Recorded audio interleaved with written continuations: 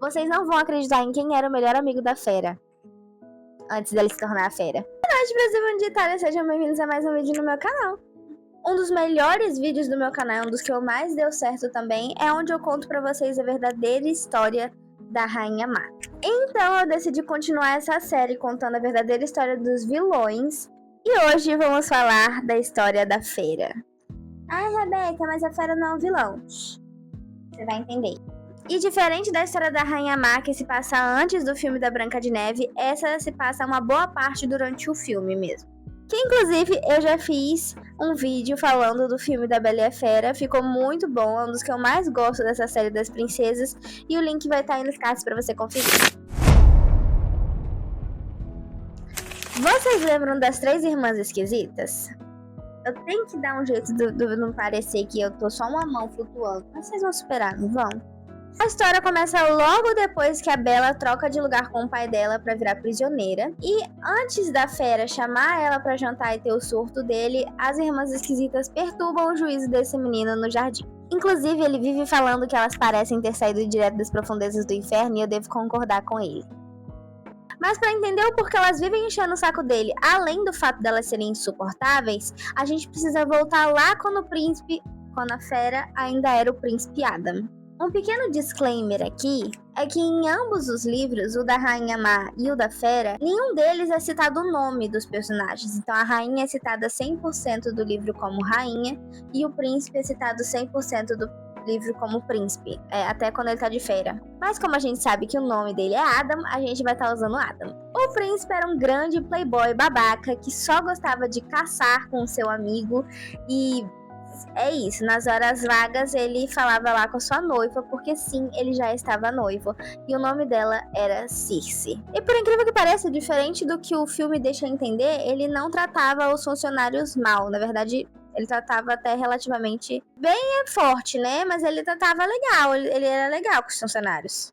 Inclusive a senhora Potts já cuidou muito dele e do melhor amigo dele quando eles eram pequenininhos. E agora você já ouviu aquele ditado, me diga com quem tu andas que eu te direi quem és? Eu vou dar 5 segundos para vocês tentarem adivinhar quem era o melhor amigo do Adam. Agora pasmem, estão sentados? Era o Gaston. O que diz muito do porquê ele foi enfeitiçado e do porquê ele era babaca.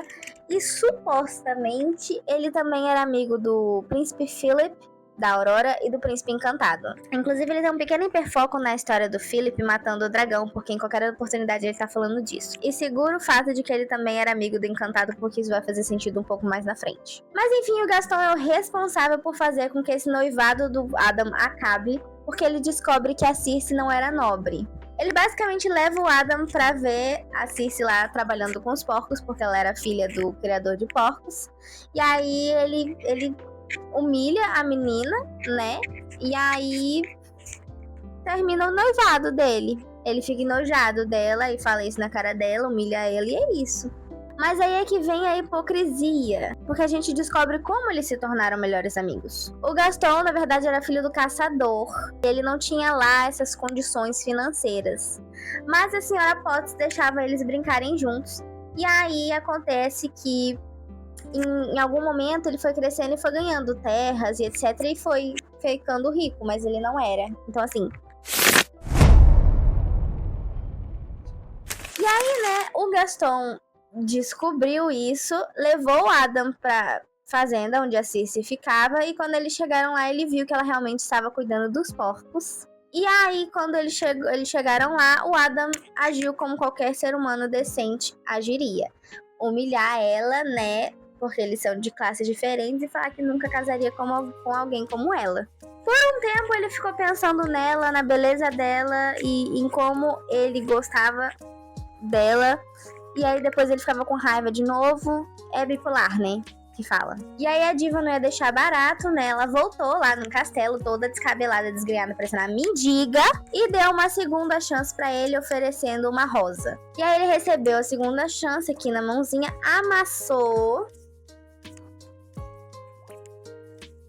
e humilhou ela de novo. E nessa que a Circe tava aparecendo ali uma mendiga, uma, né, moradora de rua, ela se transformou e ficou uma das mulheres mais bonitas do planeta Terra. porque olha só que coisa. E de trás dela saíram diretamente das profundezas do Tártaro as 3 irmãs. Esquisitíssimas. Agora se segura, pega um balde de pipoca aí que eu vou te explicar a árvore genealógica. Pega aí a sua janta, entendeu? Porque eu posto esses vídeos 8 da noite, então você provavelmente deve estar jantando. Pegue sua janta que eu vou te explicar. As 3 irmãs esquisitas são gêmeas e elas têm uma irmã mais nova, que é a Cis. Todas elas ali são parentes de um rei distante, ou parentes distantes de um rei, é primo, é irmã, não lembro. E aí todas eram, além de filhas de nobre, também eram feiticeiras. E foi aí que a Circe criou um feitiço e tacou no Adam, que ele viraria lentamente a fera. Pro exterior dele ser tão feio quanto o interior, porque ela é divônica, ela é poeta, poetisa, entendeu? Obviamente ele não acreditou, quase deu porradaria com a Circe, porque ele chamou as irmãs dela de malucas. Enquanto tudo isso acontecia, as 3 doidas estavam atrás dela, rodando, rodopiando, pulando, gritando e etc, da maldição. E aí, no final das contas, elas entregaram a Rosa, enfeitiçada, e falaram que se ele não encontrasse o amor verdadeiro, que fosse recíproco, inclusive, até a última pétala da rosa cair, ou até ele completar 21 anos, que no caso seria mais ou menos na mesma época, ele ia virar fera pra sempre, sem nenhum traço de humanidade. E os criados e o castelo, os jardins, também foram todos enfeitiçados. Mas não é nada... Pronto, todo mundo virou bicho. Gradativamente, conforme ele continuasse com as ações dele ou mudasse as ações dele. E elas ainda deram um espelho mágico que tinha sido presente do melhor artesão de espelhos de um reino. Vocês estão linkando o presente do artesão de espelhos e o parentesco real que elas têm com outra história, por um acaso isso soa familiar? Depois dessa história toda, o Adam passou mal, ficou depressivo, chegou a ficar desacordado por uns bons dias, né? E ele começou a envelhecer muito rápido também. Segura essa info aí que ela vai ser importante. Então, o best friend forever dele, o Gaston, deu a ideia dele dar um baile, convidando todas as meninas do reino para quem sabe encontrar a sua noiva. Lembram de alguém? Sim, o nosso querido príncipe encantado. E ele ainda humilhou o bichinho, dizendo que jamais casaria com uma criada igual ele, que ele saberia escolher. E aí, beleza, eles dão esse baile show, e aí o príncipe fica lá rodopiando pra ver se ele encontra alguém com que ele tenha o mínimo de interesse de casar. E aí temos 2 informações muito importantes. A primeira é que, como ele é o best friend forever do Gaston, ele sabia que o Gaston gostava de uma menina da vila, que era filha de um inventor, que todo mundo achava que ele era louco, tontando a cabeça. Mas ele nunca tinha visto a menina, então ele não sabia quem era. E a segunda é que, olhando pelo baile, ele encontrou uma menina no cantinho, isolada, né? Sem querer falar nada com ninguém, não dando a mínima pro baile dele, no cantinho dela. E ele não a conhecia. Então, ele foi perguntar pro Gaston se o Gaston conhecia aquela menina. E o Gaston, faltou entrar em combustão espontânea, né? Meio que desconversando ali, de que ele não achava que essa menina seria alguém com quem o príncipe iria querer se casar, já que ela vivia lendo livros e que ela era filha de um louco e que, né, não seria uma escolha muito legal. Estão sentindo, amigos? Estão sentindo? E aí nós conhecemos a Tulipa Morningstar, que inclusive o nome dela é Tulipa Estrela da Manhã. Que ela é muito meiguinha, ela já é uma princesa e ela não tem opinião própria, então ela só concorda e ri de tudo que o Adam fala, e ele acha isso muito interessante. E ele acha isso muito interessante porque, de acordo com ele, ele já tem pensamentos o suficiente para ele e para a futura esposa. O karma, ele vem tão forte. E aí chegou um certo momento que a Tulipa foi passar um tempo lá, e eles já estavam noivos, foi passar um tempo com um noivo. No início, tudo era rosas. Ironic, isn't it? Aí depois ele começou a tratar ela mal, porque vamos lembrar que nosso querido tem transtorno de bipolaridade, ele tem sérios problemas com o humor, ele surta direto, né? E aí um belo dia, né, o príncipe teve a ideia de jirico de chamar um pintor para pintar um quadro dele e da futura esposa dele. E esse pintor era o mais conhecido, ou um dos mais conhecidos, era conhecidíssimo por fazer pinturas tão realistas que parecia que ele tinha parado um momento no tempo com magia. Ele era basicamente um fotógrafo daquele tempo, porque a pintura ficava tão realista que parecia, tipo, uma foto de hoje em dia. E aí vem a questão, ele pintou a Tulipa e a Fera e o Adam. E aí o que acontece é que nessa pintura o nosso querido príncipe, o nosso querido Adam, estava muito mais velho comparado a uma pintura feita pelo mesmo pintor de poucos meses atrás. Então, tipo assim, ele tinha envelhecido muito rápido, coisa de 5 a 6 anos em mais ou menos 6 meses. E aí, amigos, o nosso queridíssimo príncipe resolveu fazer o quê? Surtar. E aí ele chamou o Gaston e falou, então, tem esse homem aqui, ele me pintou igual a cara dele, né? Manda alguém lá, ó, dar um fim nesse menino, entendeu? Mas sem que eu esteja incluído no negócio. Em algum momento desse negócio, os criados foram sumindo do castelo e, tipo assim, foi aparecendo objetos inanimados, objetos da casa jogados aleatórios que nunca haviam sido vistos antes. Ele tentou enganar as irmãs esquisitas quando ele percebeu que isso tinha a ver com a maldição. Ele tentou enganar as irmãs esquisitas perguntando se a Tulipa realmente amava ele, e a pobre coitada realmente amava ele, e tentou achar coisas nela que ele amava que talvez serviriam para quebrar a maldição. Tascou-lhe um beijo na boca dela e jurou que tinha quebrado a maldição. E adivinha? Ele não quebrou. Não o suficiente, ele ainda foi atacado por um animal, né? Um arbusto em formato de animal do jardim dele, que é pra deixar de ser besta. E aí, como ele já tinha sido passivo-agressivo, humilhado a menina pra base de umas 5 vezes, e, né, cada hora era um humor diferente, agora estava gritando descontroladamente, dizendo que a Tulipa tinha enganado ele e realmente não o amava, a babá da Tulipa, que foi junto com ela pra acompanhar, resolveu tirar ela de lá, né? Qualquer coisa. E aí, algum tempo depois, o reino da Tulipa, a Tulipa recebeu uma carta, uma mensagem, né? Dizendo que o noivado tinha acabado e ele se trancou no castelo dele pra sempre. Não pra sempre, porque a gente sabe a história, mas enfim, vocês entenderam. E agora nós vamos voltar ao presente, que no caso é o meio do filme. Basicamente, depois que a maldição completou, tipo, ele tinha virado praticamente 100% fera. A única pessoa que ele tinha visto depois, além do pai da Bella, foi de fato a Bella. Inclusive, a cena que ele dá a biblioteca pra ela no livro é muito fofa, entendeu? É muito fofa, ele fica muito feliz e ele percebe o quanto ele ficou feliz em fazer a Bella feliz, entendeu? É muito fofo. Lembra da Circe? Então, ela tinha pedido para as irmãs dela não interferirem na questão da Bella e da Fera e deixar o que tivesse que acontecer de fato acontecer. Só que, né, as irmãs, como fiéis ao caos que elas são, elas começaram a entrar em pânico porque elas estavam vendo pelo espelho mágico delas, né, que elas têm só uns 700 espelhos mágicos, que olha só que coisa, a Bella e a Fera estavam se apaixonando. E elas ficavam tipo, como pode essa bicha se apaixonar por um trem desse? Né? E aí, elas deram um jeito de silenciar a Circe, a pobre coitada.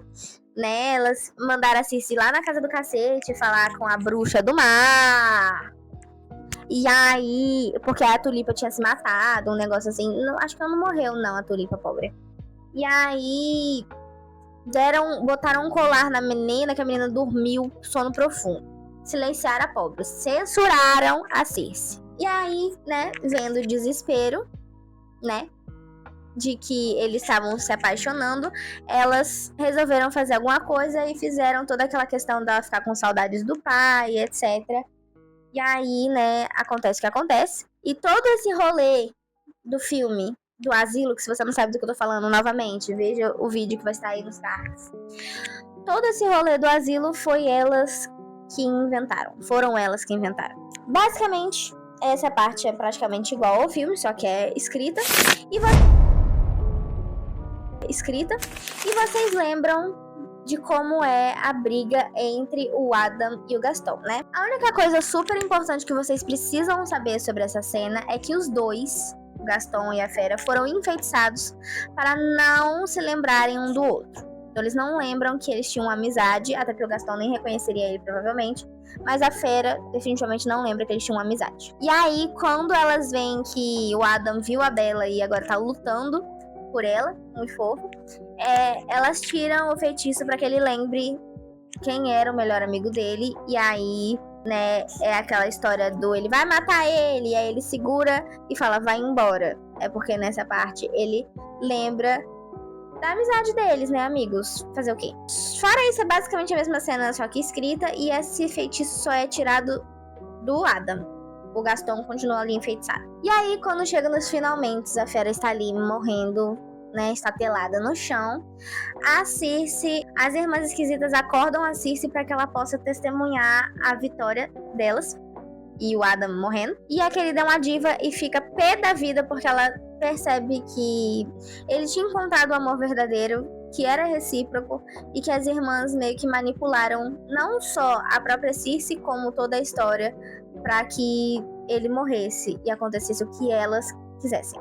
Sendo que desde o início o feitiço era da Circe e ela pediu especificamente para que elas não interferissem. E aí ela comeu as meninas no esporro e fez outro feitiço, que é aquela questão da chuva colorida caindo e, né, revivendo a Fera e dando a ele a última chance dele. Era de viver com o amor verdadeiro dele, né? De, que fofo, que graça. E essa é a história da Fera. No filme, inclusive no vídeo que eu fiz, eu casquei e falei, nossa, ele é muito fofo, ele só surta umas 3 vezes durante o filme.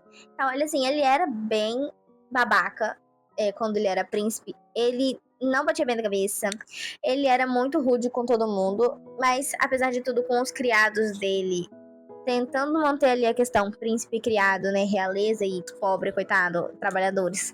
Ele era super meio que, tipo, amigo deles, entendeu? Ele super valorizava quem tava ali com ele, mas ele era muito babaca. E ele foi muito babaca com a Circe, ele foi muito babaca com a pobre da Tulipa, que não merecia nada disso, e que eu acho que ela não morreu, no final das contas. Diferentemente do livro da Rainha Má, esse eu li pelo Kindle. Então, assim, e tá no Kindle Unlimited, então se vocês quiserem ler, o nome é A Fera em Mim. E sim, se você caiu aqui de paraquedas e não viu o vídeo da história verdadeira da Rainha Má, é uma série de livros da Disney que conta a verdadeira história dos vilões. São, se eu não me engano, 14 ou 13 livros. E eu falei isso num shorts que eu fiz de curiosidades de Bela e a Fera, mas Bela e a Fera é o único filme de toda essa franquia que tem 2 livros, que é o do Gaston e da Fera. E aí, como a gente já viu uma boa parte do que o Gaston faz aqui nesse livro, eu fico me imaginando o que será que é o livro dele. E é isso, eu espero muito que vocês tenham gostado do vídeo. Eu tô muito feliz com esse vídeo e com o vídeo e com a repercussão, né, do vídeo da Rainha Má. São vídeos que eu gosto muito de fazer, eu gosto muito de ler e trazer minha opinião aqui pra vocês. É isso, eu espero muito que vocês tenham gostado. Deixem aí nos comentários o que vocês acharam da história dele, o que vocês acham sobre ele após ouvir essa história. E se vocês querem que eu continue. Como no outro vídeo, o link para você comprar o livro, adquirir ele ou pegar ele no Kindle Unlimited vai estar aí na descrição. Deixe seu like, se inscreva no canal e ative o sininho das notificações para você não perder os próximos vídeos sobre os vilões. E me siga nas minhas redes sociais, como está aparecendo aí na tela. E é isso, um beijo e tchau!